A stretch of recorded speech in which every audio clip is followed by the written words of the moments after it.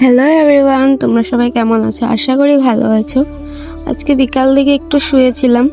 আজকে ভিডিওটা স্টার্ট করছি বিকাল থেকে। বিকাল বলতে দুপুর থেকে স্টার্ট করছি। একটু ঘুমিয়েছিলাম, ঘুমিয়ে উঠে কাপড়গুলো ঢুকিয়ে নিচ্ছি। আজকে অনেক কাপড় ধুয়েছিলাম, সব ঢুকিয়ে নিচ্ছি। তারপর দিয়ে আরও বাকি ঘরদোরগুলো একটু ঝাড়ু দিয়ে নিব।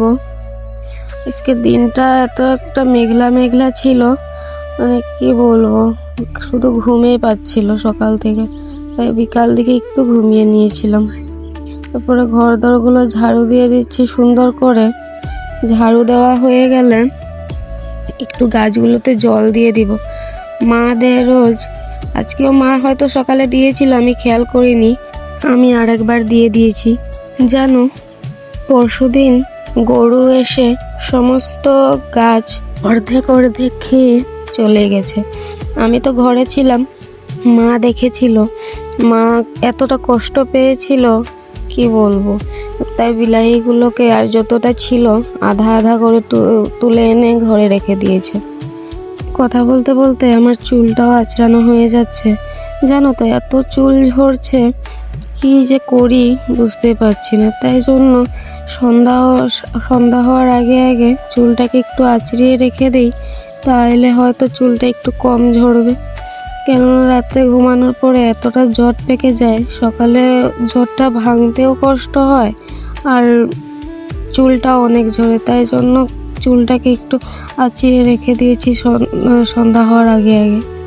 তারপরে ওই যে কাপড়গুলো তুলেছিলাম, ওগুলো সুন্দর করে ভাঁজ করে নিয়েছি। বলেছিলাম না এত কাপড় ধুয়েছি, দেখো কাপড়ের টাল হয়ে আছে। হয়তো ভাববে যে এত কাপড় আমরাও তো ধুই, সেটা না, মানে ধুয়েছি, আজকে পরিমাণটা একটু বেশি ছিল সেটাই বললাম। আমি কাপড়গুলোকে ভাঁজ করছি, মা ওদিকে সন্ধ্যা দিয়ে নিচ্ছে, কেননা সন্ধ্যাও পড়ে গেছে। তাই মা সন্ধ্যা দিয়ে নিচ্ছে, আমি কাপড়গুলোকে ভাঁজ করে চা করে দিব। কাপড়গুলোকে গুছিয়ে নিই, তারপরে তোমাদের সাথে আবার কথা বলছি।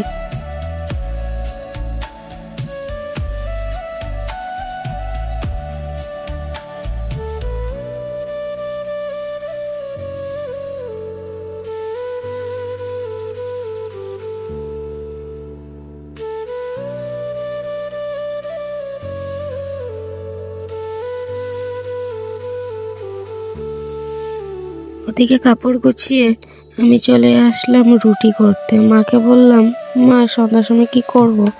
মা বলছে রুটি করে নে, খিদে পাচ্ছে একটু, তাই চল আজকে রুটি খাই।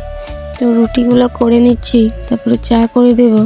আর রুটির সাথে আজকে মিষ্টি ছিল। মিষ্টিটা ছিল বলে মা বলছে খিদাও পাচ্ছে, মিষ্টিও আছে, রুটি করে নে, মিষ্টির সাথে রুটিটা খেয়ে নিব।